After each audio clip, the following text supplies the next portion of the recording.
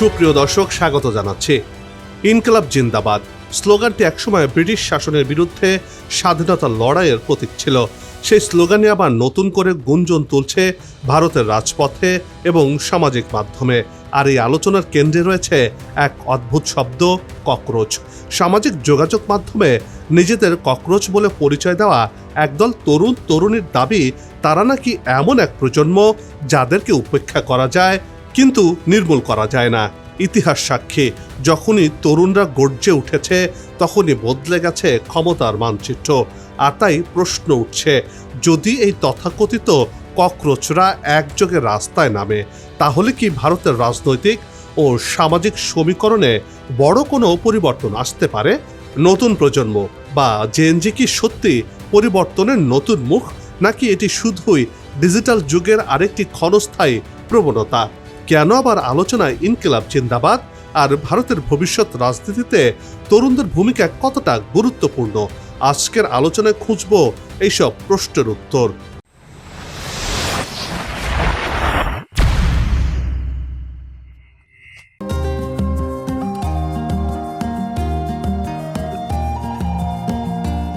রাত তখন গভীর।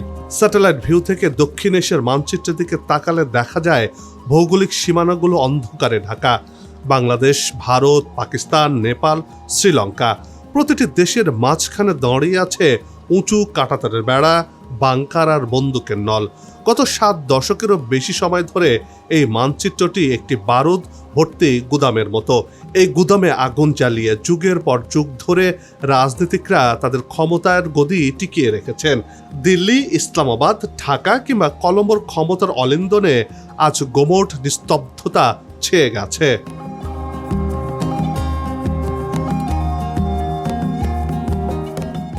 কারণ সুরক্ষিত দেয়ালগুলোর ভেতরে থাকা রাষ্ট্রযন্ত্রের কর্তা ব্যক্তিরা হঠাৎ টের পাচ্ছেন তাদের পায়ের তলার মাটি আর আগের মতো শক্ত নেই। কাঁটাতারের বেড়াগুলো হয়তো মাটিতে দাঁড়িয়ে আছে ঠিকই, কিন্তু মাথার উপরের আকাশ আর সাইবার স্পেসে সেই বেড়া কবে যে ঘুরে গেছে। এক অদ্ভুত অদৃশ্য সুতোয় গেঁথে যাচ্ছে পুরো উপমহাদেশ। আর এই সুতোর কারিগর কোনো রাজনৈতিক নেতা নয়, কোনো কূটনীতিবিদ নয় বা কোনো সামরিক জেনারেল নন। এই সুতোর কারিগর হলো একদল তরুণ যাদের দুনিয়া চেনে জেনজি বা জেনারেশন জেড নামে। তারা এমন এক প্রজন্মে জন্ম নিয়েছে যারা রাজনীতিকদের শেখানো ঘৃণার ব্যাকরণ মানতে নারাজ। তারা নিজেরা ইতিহাস সৃষ্টি করতে মরিয়া।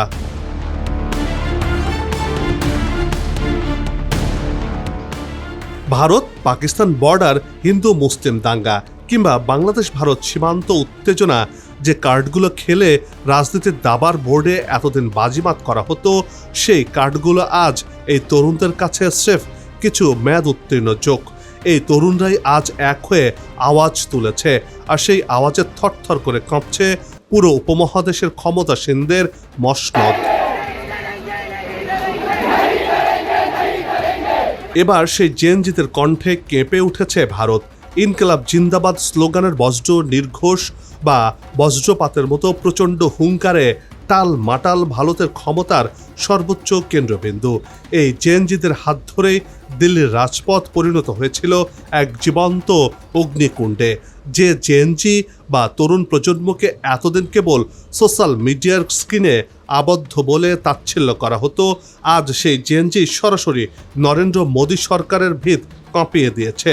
যন্তর মন্তর থেকে শুরু করে পার্লামেন্ট ভবনের কয়েকশো মিটারের মধ্যে ইনকিলাব জিন্দাবাদের আওয়াজে মুখরিত ছিল দিল্লি।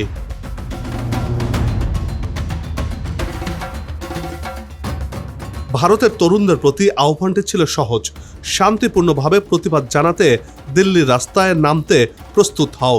সেই আহ্বানে বেরিয়ে আসেন হাজার হাজার তরুণ। সম্প্রতি ককরোচ জনতা পার্টির প্রথম প্রকাশ্যে বিক্ষোভ ছিল এটি। মূলত ঠাট্টা, বিদ্রুপ আর ব্যঙ্গাত্মকের মধ্য দিয়ে দলটির জন্ম। ব্যঙ্গাত্মক এই উদ্যোগ দ্রুতই ব্যাপক জনপ্রিয়তা পায়। দলটি এখন দেশের ডানপন্থী নরেন্দ্র মোদী সরকারের অদম্য ক্ষমতার বিরুদ্ধে অন্যতম অপ্রত্যাশিত এক চ্যালেঞ্জে পরিণত হয়েছে।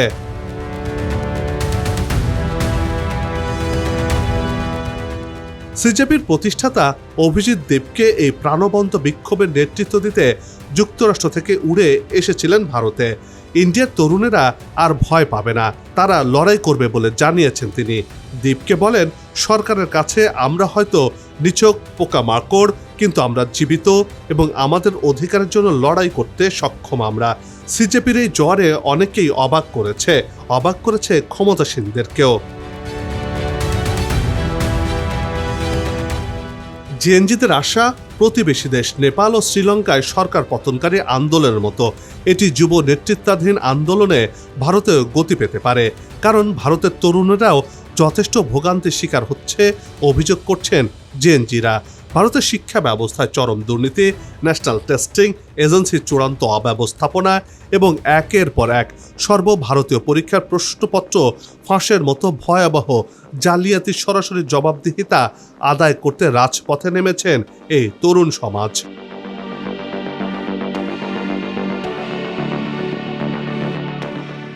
এটি কোনো বিরোধী রাজনৈতিক দলের সাজানো নাটক নয়, বরং এটি ভারতের কোটি কোটি শিক্ষার্থীর অস্তিত্ব রক্ষার এক মরণপণ লড়াই, যা তৃতীয়বারের মতো ক্ষমতায় বসা মোদী সরকারের জন্য এর চেয়ে বড় ধাক্কা আর হতেই পারে না।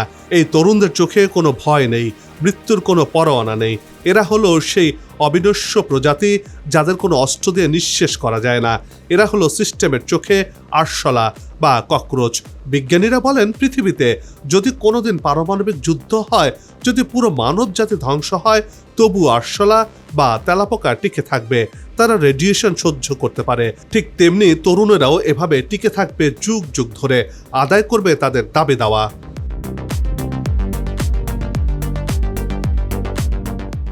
সুপ্রিম কোর্টের এক শুনানিতে ভারতের প্রধান বিচারপতি দেশটির বেকার যুবকদেরকে পরজীবী এবং তেলাপোকার সঙ্গে তুলনা করেছিলেন।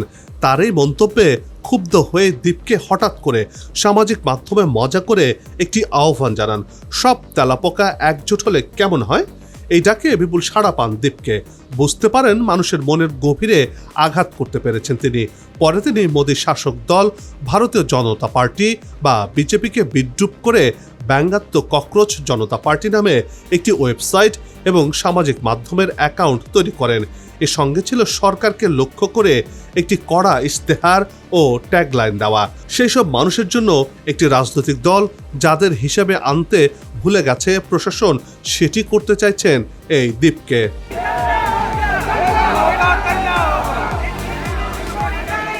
একদল নিরস্ত্র শিক্ষার্থীর ইনকিলাব জিন্দাবাদ স্লোগানে কেঁপে উঠেছে মোদী সরকারের গদি।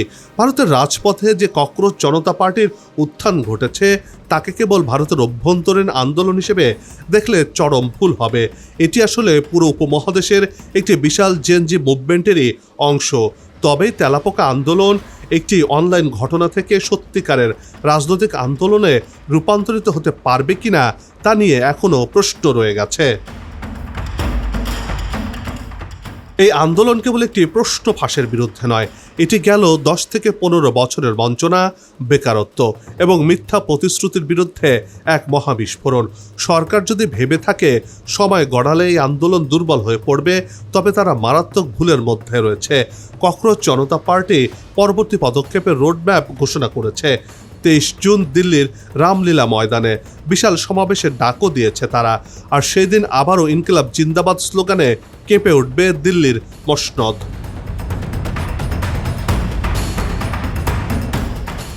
ভারতের রাজনৈতিক ইতিহাসে রামলীলা ময়দান সবসময় ক্ষমতার পালাবদলের সাক্ষী। এই ময়দান থেকে এর আগে বিশাল দুর্নীতি বিরোধী আন্দোলন তৎকালীন শক্তিশালী সরকারের পতন ঘটিয়েছিল। এবার সেই একই ময়দান থেকে মোদী সরকারের বিরুদ্ধে চূড়ান্ত লড়াইয়ের প্রস্তুতি নিচ্ছে জেএনজিরা। রাজনৈতিক দিক থেকে মোদী সরকারের অবস্থান আগের যে কোনো সময়ের চেয়ে অনেক বেশি নড়বড়ে। লোকসভা নির্বাচনে একক সংখ্যাগরিষ্ঠতা হারিয়ে জোট সরকারের ওপর নির্ভরশীল হয়ে পড়েন নরেন্দ্র মোদী। আর এজন্য এই আন্দোলন এক বিশাল অশনি সংকেত এই মোদী সরকারের জন্য। ইনকিলাব জিন্দাবাদ স্লোগানটি কেবল আরেকটি বাক্য নয়, এটি মোদী সরকারের পতনের ঘণ্টা বাজিয়ে ফেলতে পারে। এই জেএনজিরা বাংলাদেশ, ভারত, পাকিস্তান, নেপাল আর শ্রীলঙ্কাকে এক নতুন মানসিক সুতোয় গেঁথে ফেলেছে। হানাহানির দিন শেষ, এখন হিসাব নেওয়ার পালা। পারমাণবিক বোমার সুইচ হয়তো এই নেতাদের হাতেই রয়েছে, কিন্তু তারা খুব ভালো করেই জানেন সেই বোমা মেরে আরশোলাদের শেষ করা যায় না, আর জেএনজিকেও শেষ করা যাবে না। ইতিহাসের এক সন্ধিক্ষণে দাঁড়িয়ে আছে দক্ষিণ এশিয়া। এই রাজনৈতিক থ্রিলারের ক্লাইম্যাক্সে কোনো পরাশক্তির দরকার নেই। জিরো লাইনের কাঁটাতারগুলো আজ খুব অসহায় বোধ করছে, কারণ কাঁটাতার মানুষের শরীরকে আটকাতে পারে, কিন্তু একটি জাগ্রত প্রজন্মের চিন্তাকে আটকাতে পারে না, ধ্বংস করতে পারে না।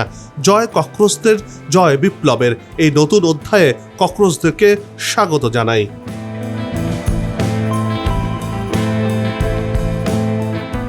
বন্ধ হোক যুদ্ধ, বিগ্রহ, হানাহানি, শান্তিময় হোক বিশ্ব। সবার সুস্বাস্থ্য আর মঙ্গল কামনা করে এই বিশেষ প্রতিবেদন এখানেই শেষ করছি। আবারও হাজির হব নতুন কোনো খবর আর তার বিশ্লেষণ নিয়ে। নিজে ভালো থাকুন, দেশকে ভালো রাখুন, আর আমাদের সাথেই থাকুন। ধন্যবাদ।